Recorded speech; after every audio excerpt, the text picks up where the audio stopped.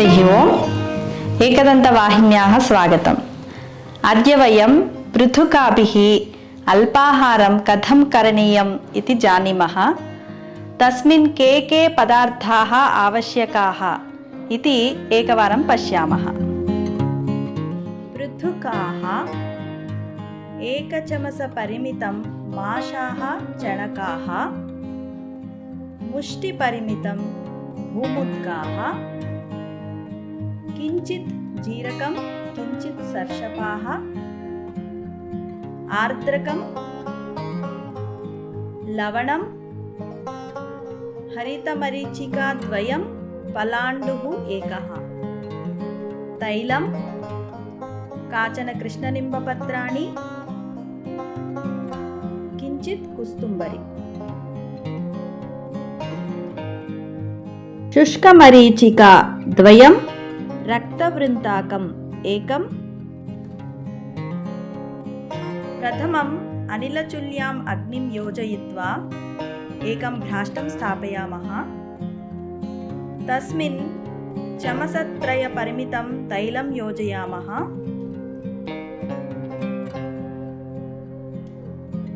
यदा तैलम् उष्णं जातं तदा एकम् एकं योजयामः।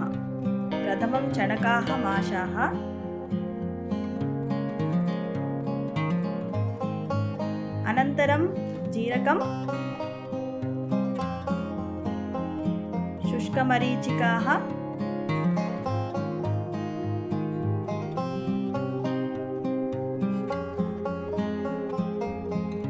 अनन्तरं भूमुद्गाः,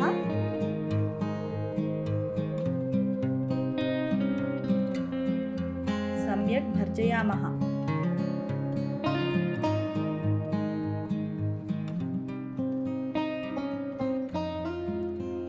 अनन्तरं हरितमरीचिकाः द्वयं,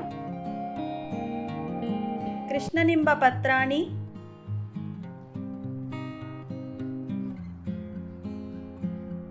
योजयित्वा सम्यक् आलोढयामः। अनन्तरं पलाण्डुखण्डानि,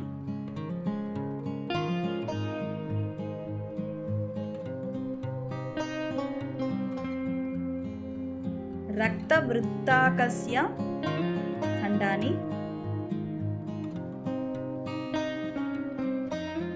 सर्वे योजयित्वा तैले सम्यक् भर्जयामः।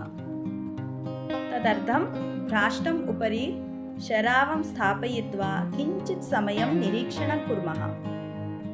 पुनः एकवारं सर्वे मेलयित्वा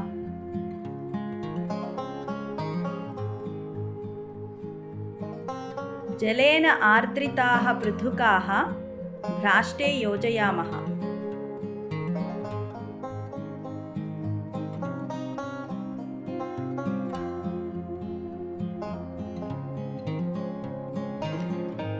अनन्तरं पर्याप्तं लवणं,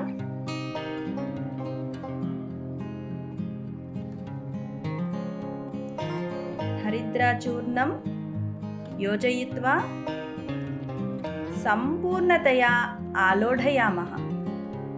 अनन्तरं कुस्तुम्बर्या अलङ्कृत्य शरावं स्थापयित्वा अग्निं स्थगयामः। इदानीम् उष्णम् अल्पाहारः सिद्धः।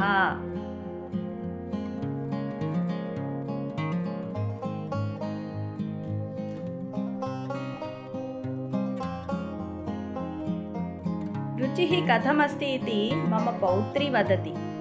लास्ये खादतु, कथमस्ति वदतु।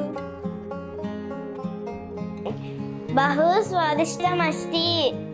भवन्तः अपि गृहेषु संस्कृत अल्पाहारं कुर्वन्तु खलु। धन्यवादाः।